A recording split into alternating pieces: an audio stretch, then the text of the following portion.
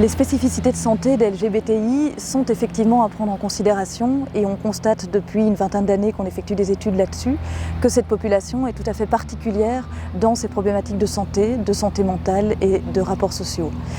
Plus particulièrement, on constate que quels que soient les indicateurs qui sont repris, nous avons systématiquement ces populations qui sont surreprésentées par rapport à la population générale.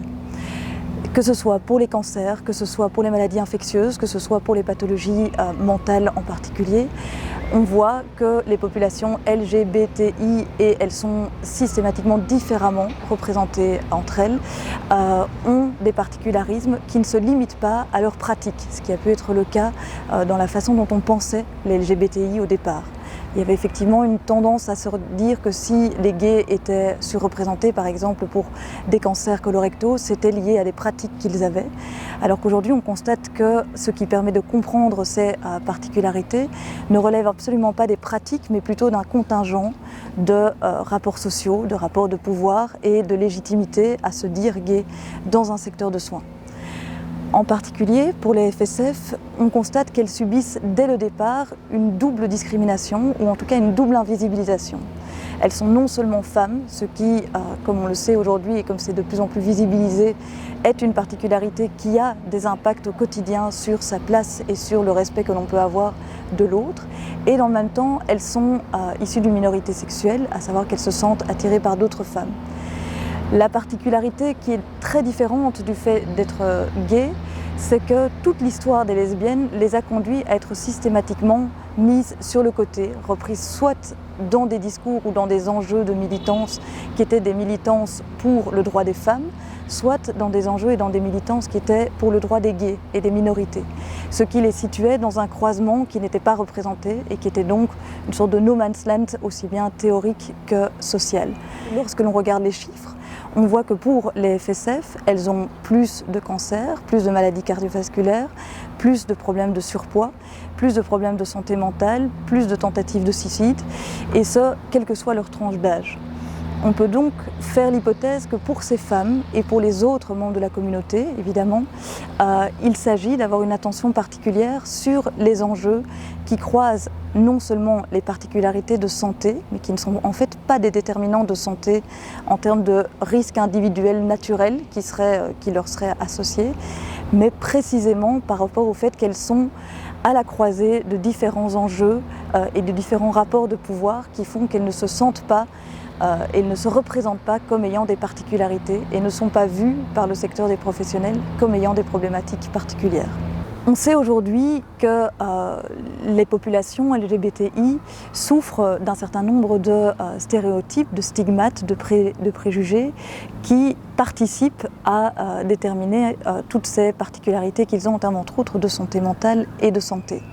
C'est ce qui a été théorisé par l'équipe de Meyer dès 2004 autour du stress des minorités. Ce qui est important de savoir aussi, c'est qu'évidemment il faut pouvoir avoir des modifications structurelles en termes de droits, d'accueil, de formation des professionnels et même de la population générale. Et c'est ce à quoi participent un certain nombre d'organismes aujourd'hui, que ce soit dans l'enseignement, dans l'éducation et aussi dans la formation des professionnels.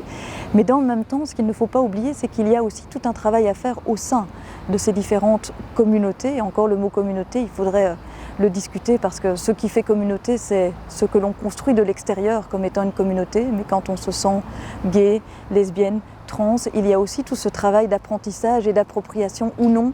de ces valeurs et de ces orientations qui sont portées par la dite communauté.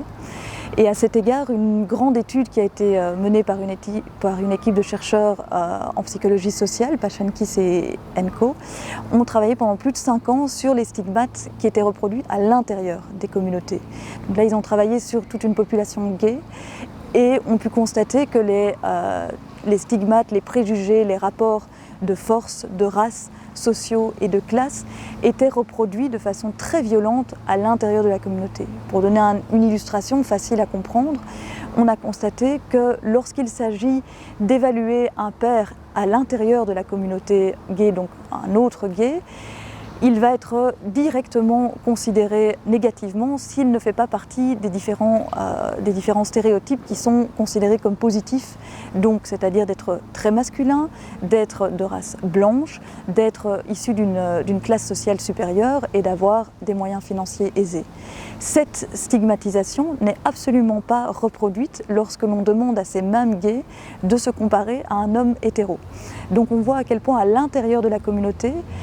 les messages d'idéaux qui sont portés et donc de rapports de pouvoir sont très forts et sont renforcés, entre autres par les applications géolocalisées sur lesquelles les gays qui s'y inscrivent créent des profils dans lesquels ils essayent de ressembler à l'idéal qu'ils croient porté par la communauté.